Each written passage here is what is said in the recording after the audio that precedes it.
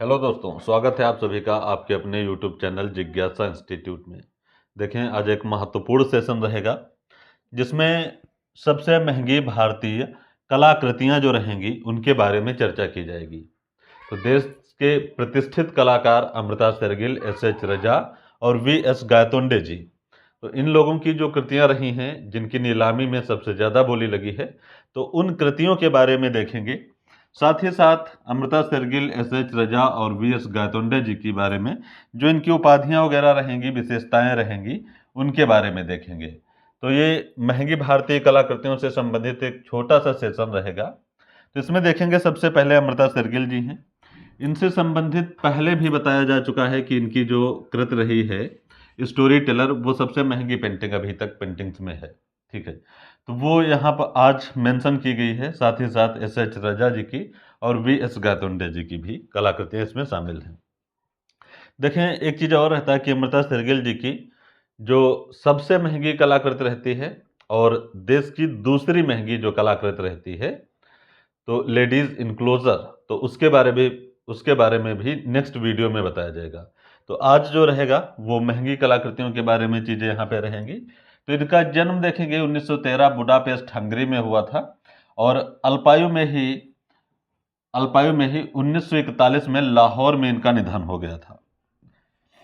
बहुत महत्वपूर्ण भारतीय महिला कलाकार अमृता शेरगिल जी रहेंगी। प्रसिद्धि देखेंगे तो इनकी प्रसिद्धियों में देखेंगे, ये इंडो हंगेरियन कलाकार हैं। India plus Hungary, Budapest Hungary में जन्म होने के कारण इनको हंगेरियन कलाकार भी कहते हैं। तो इंडो हंगेरियन कलाकार हैं। आधुनिक कालीन कला की प्रवर्तक ये मानी जाती हैं। भारतीय कला इतिहास में मील का पत्थर इनको कहा जाता है। भारतीय कला इतिहास में सर्वाधिक आत्मचित्र बनाने वाली या सेल्फ पोर्ट्रेट बनाने वाली महिला कलाकार के रूप में इन्हें जाना जाएगा और भारत की फ्रीडा कोहलो के नाम से भी इनको संबोधित किया गया है। नेक्स्ट देखेंगे, अब इनकी ये जो कलाकृति रही है तो इसके बारे में हमने विधिवत जो है पिछले वीडियो में भी बताया है, तो वहाँ से चीज़ें आप देख सकते हैं और देखे भी होंगे। तो द स्टोरी टेलर ये एक कृति रहेगी।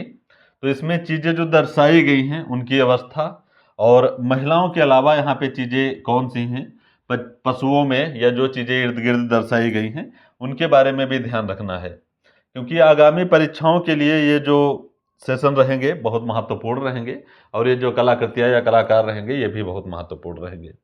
तो देखें, द स्टोरी टेलर कैनवास धरातल रहेगा, टाइल चित्र इसका माध्यम रहेगा। निर्माण तिथि जो है 1937 रहेगा और इसकी कीमत जो रहेगी 61.8 करोड़ रुपए में ये बिकी थी। नीलामी कहाँ हुई थी? तो सैफरान आर्ट गैलरी नई दिल्ली में, या सैफरन आर्ट गैलरी नई दिल्ली में। इसकी विशेषताएं देखेंगे इस चित्र की कि इसमें इस कलाकृति में समाज के उनके अवलोकन के सूक्ष्म लेकिन विचारों उत्तेजक संकेतों के साथ सौंदर्य का एक निश्चित संयोजन देख सकते हैं।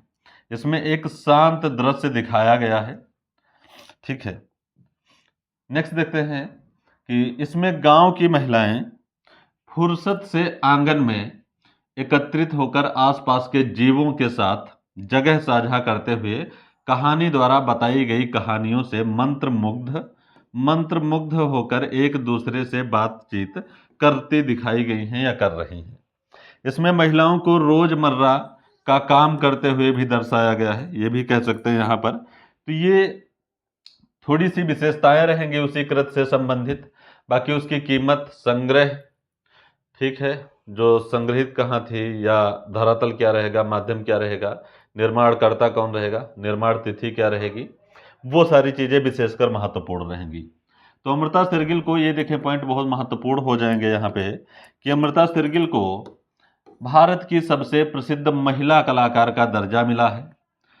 इसके चलते भारत सरकार की ओर से उन्हें नेशनल ट्रेजर, भारतीय खजाने के रूप में मान्यता मिली है। नेशनल ट्रेजर में कई कलाकार सम्मिलित रहेंगे, विशेषकर यहाँ पे अमृता शेरगिल जी की बात हो रही है। तो भारत सरकार की ओर से नेशनल ट्रेजर के रूप में उन्हें मान्यता मिली है। इस सम्मान के कारण उनकी किसी भी कलाकृति को देश के बाहर ले जाना अवैध है। तो यहाँ पर ये विशेषकर पॉइंट याद रखेंगे, ये सारी चीज़ें महत्वपूर्ण रहेंगी। तो अमृता शेरगिल की जो सबसे महंगी पेंटिंग रहेगी वो है द स्टोरी टेलर।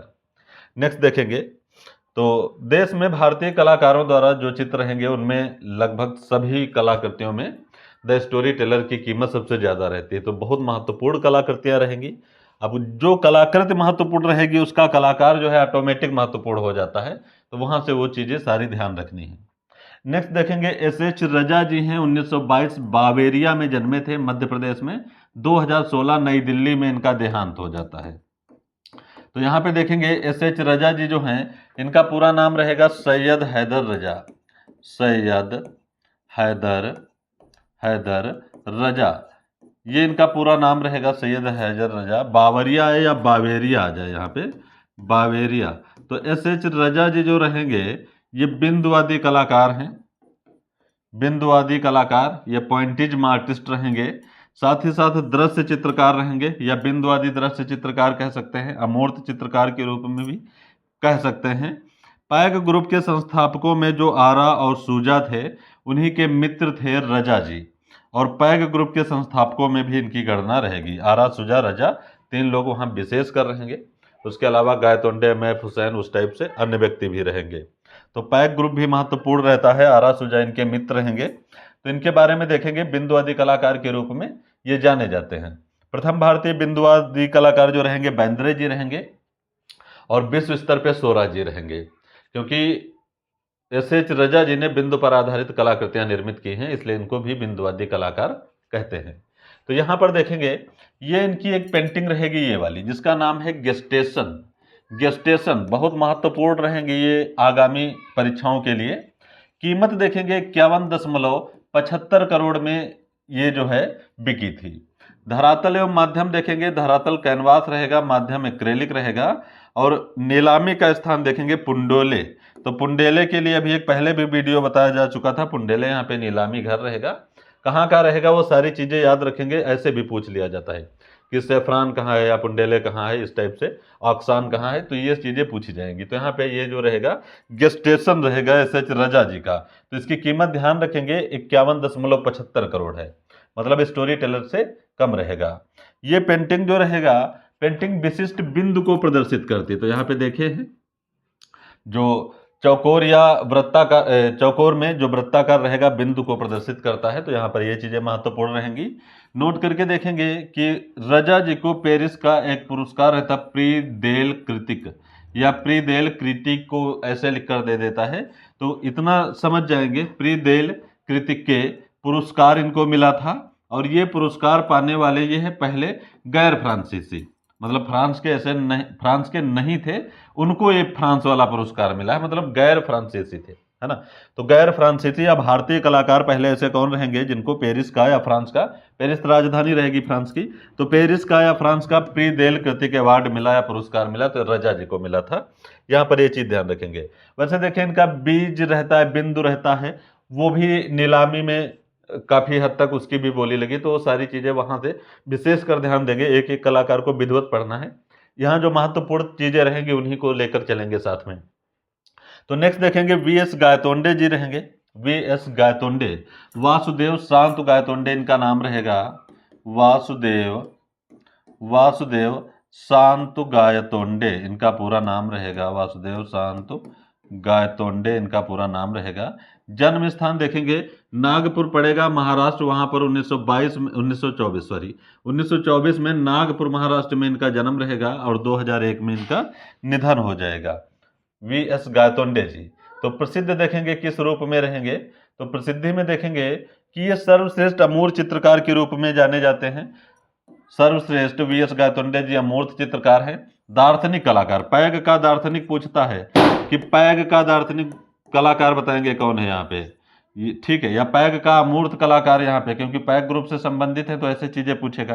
पैग का बताइए आकृति मूलक कलाकार कौन सा है, पैग का कैलीग्राफर दार्शनिक कलाकार कौन है, ऐसे क्वेश्चन आएगा। पैग का सुलिप डिजाइनर कौन है। तो इस टाइप से जो भी इनकी विशेषताएं हैं वी.एस. गायतोंडे जी की, सर्वश्रेष्ठ अमूर्त चित्रकार हैं, दार्शनिक कलाकार हैं, आकृति मूलक कलाकार हैं, कैलीग्राफर दार्शनिक कलाकार हैं, या कैलीग्राफर कलाकार हैं, या सुलिप डिजाइनर है। तो ये चीज़ें यहाँ से याद रखेंगे। उपाधियां जितनी रहेंगी सारी महत्वपूर्ण रहेंगी सभी कलाकारों की। अब इनकी कृति ये देखेंगे तो इनकी 2 कृतियां रहेंगी प्रमुख रूप से। तो एक के बारे में हम नेक्स्ट डे बताएंगे, जब अमृता शेरगिल जी का जो दूसरी सबसे महंगी पेंटिंग रहेगी इनक्लोजर वाला, लेडी इनक्लोजर वाला, उसके साथ में इनकी कृत को शामिल किया जाएगा जो इससे महंगी रहेगी। ठीक है, तो ये भी कृत इनकी बहुत महत्वपूर्ण है। इसका जो शीर्षक रहेगा तो ये शीर्षक विहीन है, अनटाइटल्ड है, इसका कोई टाइटल नहीं है, ये शीर्षकहीन है या शीर्षक विहीन है। नीलाम देखेंगे ये 42 करोड़ रुपए में नीलाम हुई थी। धरातल इसका देखेंगे कैनवास रहेगा, माध्यम इसका देखेंगे तैल रंग रहेगा, oil colour, oil on canvas रहेगा। यहाँ पे समय देखेंगे 1969 रहेगा और पुंडोल या पुंडेले में ये भी जो है नीलाम हुई थी 42 करोड़ रुपए में। तो बहुत महत्वपूर्ण कलाकृतियां रहेंगी। नेक्स्ट देखेंगे, नोट करके पॉइंट लिखा है कि ये पैग ग्रुप के सबसे बड़े आधुनिक अमूर्त कलाकार माने जाते हैं। तो वहाँ पे पैग हमने लगा के बताया था, तो वो सारे क्वेश्चन वैसे पूछ लिए जाते हैं पैग लगा करके, तो वहाँ से वो चीज़ें हो जाएंगी। अब देखिए नेक्स्ट यहाँ पे रहेगा कि ये बौद्ध दर्शन की जैन शाखा, ये बौद्ध दर्शन की जैन, ये बहुत महत्वपूर्ण पूछता है कि किसकी कृतियों में बौद्ध दर्शन की जैन, ये जैन रहता है, सिर्फ जैन एक मात्रा लिख रहेगी, जैन शाखा, कि किसकी कलाकृतियों में बौद्ध धर्म की जैन शाखा के प्रभाव परिलक्षित होते हैं। तो यहाँ पे गायतोंडे जी रहेंगे, ये महत्वपूर्ण हो जाएगा। तो पूछा जाएगा कि वीएस गायतोंडे जी प्रभावित हैं, बताना है कि वीएस गायतोंडे जी प्रभावित हैं किससे, तो बौद्ध दर्शन की जैन शाखा से, या निम्न में से कौन सा कलाकार जो बौद्ध दर्शन की जैन शाखा से प्रभावित है, तो वीएस गायतोंडे महोदय। तो यहाँ पर ये चीज़ें देखें महत्वपूर्ण हो जाएंगी।